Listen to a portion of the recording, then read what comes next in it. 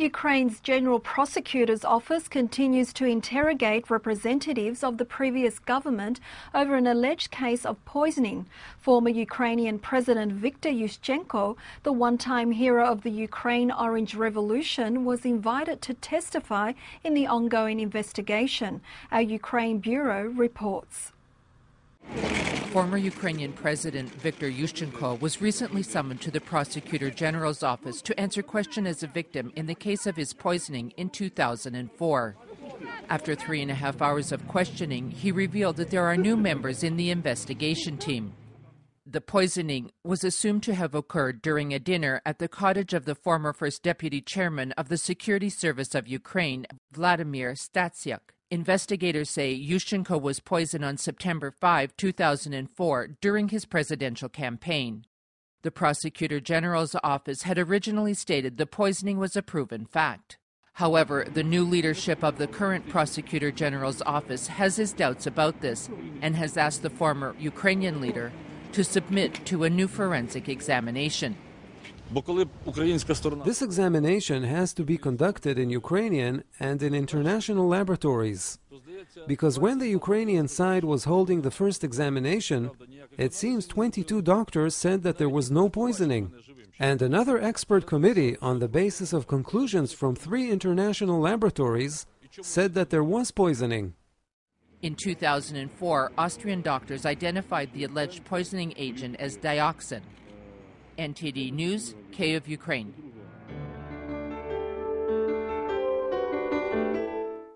Hi, I'm Katie Couric. Welcome to Eye to Eye. The poisoning death of a former Soviet KGB agent caught the world's attention as the story unfolded like the pages of some kind of spy novel.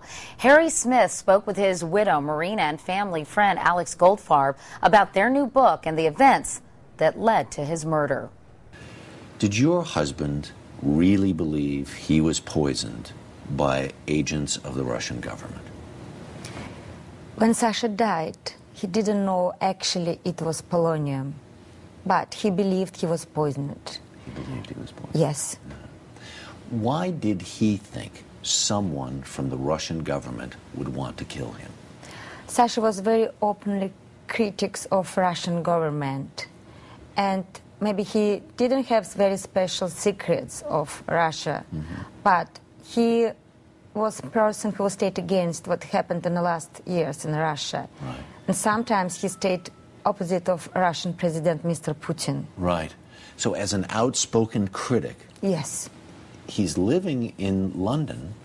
Why would, you must think about this all the time, why would they want to reach all the way over to London to kill him?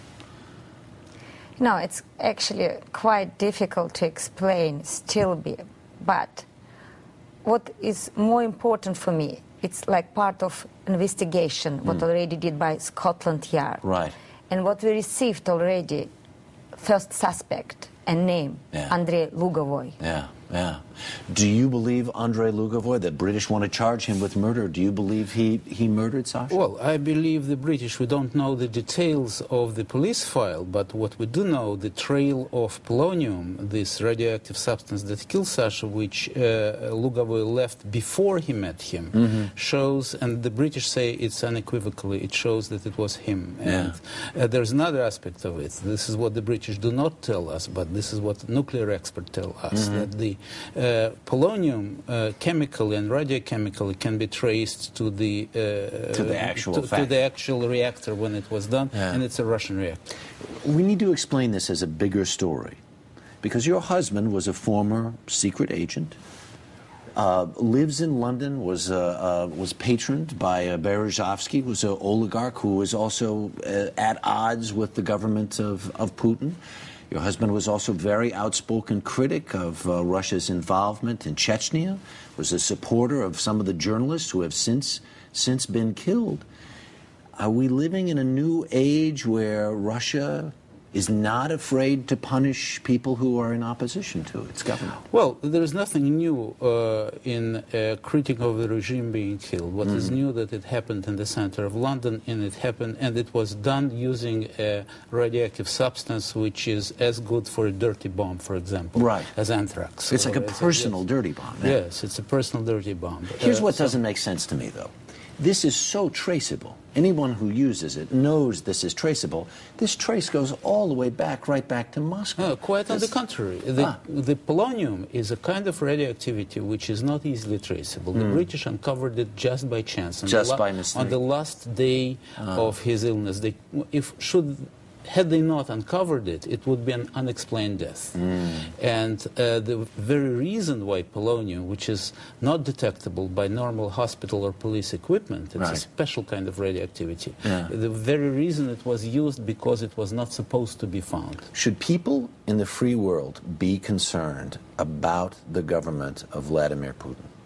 Well, either way you turn it, whether it was the government or it was some unauthorized use of this weapon of mass destruction, it's pretty scary. But we have reasons to believe that it's the government, and Sasha himself said it was Putin, because he knows the man personally. And this has to do with bitter personal rivalry between Putin, Berezovsky, and Sasha, who belonged to Berezovsky camp. And this describes the kind of regime it is. You think it's personal, or is it political? Well, it's personal and political, because it's inseparable. When a person runs a country and it's nearly a dictatorship, then l'état c'est moi, the state is myself. So it's both personal and political. Right.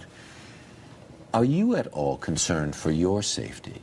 You have written this book together. You expose what you believe is the truth of the story. Are you concerned for your safety? You know what happened with Sasha, and he knew about Russia's rules to kill anybody who criticized openly. And it's like some, not constitution, but it was rights to do it. Yeah, they feel like they have the right to do it. Exactly. Even he felt safe in London. Yeah. And of course he couldn't predict that something could happen against him in London. Even he became British citizen in the 13th of October. And after what we did already, of course, I can't say I feel unsafe in London. I still feel very safe. In conclusion. Well, after the discovery of polonium, of course, I'm a little bit concerned about my own situation, but after what happened to Sasha, somebody has to tell the story. Still a youthful 40, Mikhail Saakashvili rose to power in the heady days of the Rose Revolution of 2003 that swept out the government of the Soviet-era veteran Eduard Shevardnadze.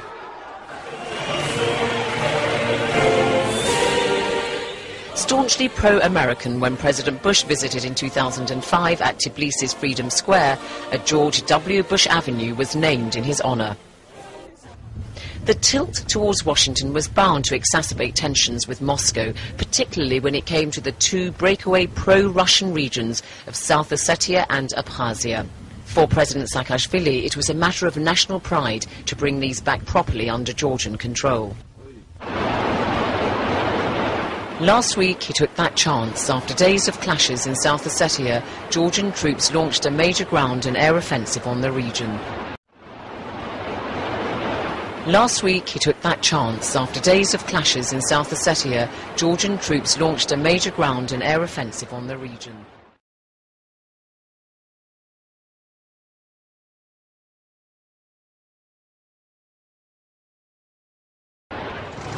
The Russians rallied to their allies and invaded the territory and Georgia proper. Had Mr. Saakashvili overreached himself? At first defiant, he began to look increasingly harassed, with doubts at home about the wisdom of provoking Russia into action.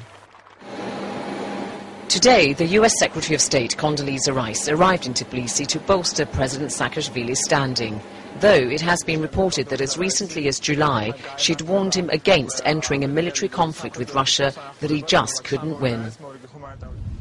In Tbilisi this afternoon, President Saakashvili made it clear where he believed the blame lies for Moscow's invasion. Washington had backed his membership of NATO, but this was blocked by major European powers for fear of upsetting Moscow. I warned Western media at that stage that it was asking for trouble. Not only they denied us membership action plan, but they specifically told the world that they are denying Georgia membership action plan because of existing territorial conflicts in Georgia, basically inviting the trouble.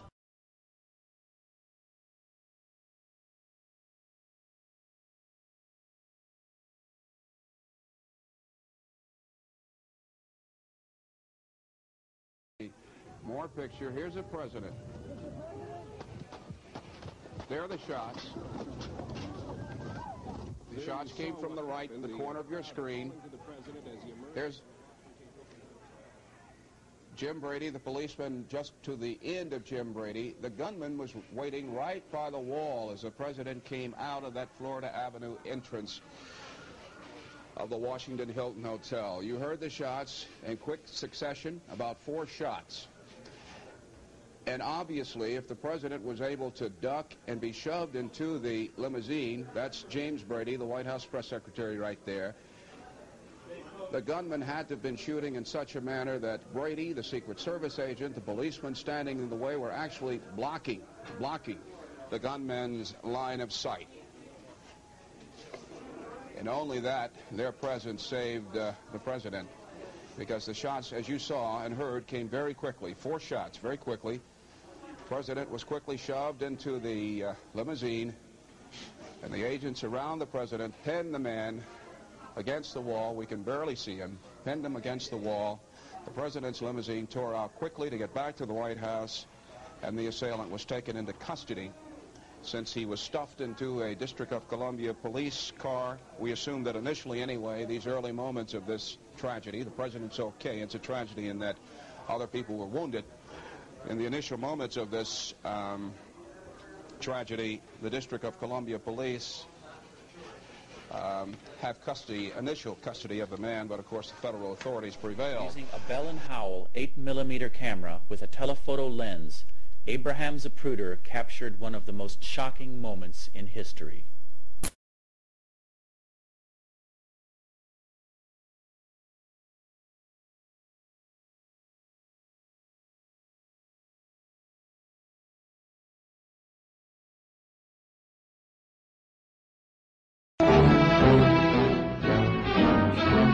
Madness and hate erupt anew in Dallas as President Kennedy's accused assassin is shot down himself during a jail transfer.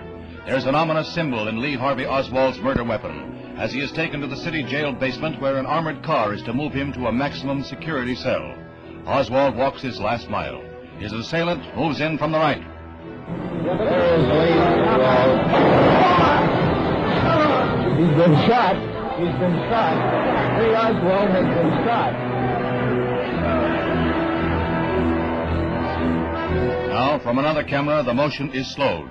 The murderer moves in, and here is the shame of all America as Jack Rubenstein takes the law unto himself. The dying Oswald is rushed to the same hospital where President Kennedy died. Doctors work to save his life. But 48 hours and 7 minutes after the president's death, his accused slayer is dead. Made and created so much joy for the world. And the system, meaning the record companies, totally took advantage of it. And it's not like they always say, you know, they built a big house, they spent a lot of money, they bought a lot of cars. That's stupid, it's an excuse. That's nothing compared to what artists make. And I just need you to know that this is very important, what we're fighting for. Because I'm tired, I'm really tired of the manipulation. I'm tired of how the press is manipulating everything that's been happening in this situation. They do not tell the truth. They're liars.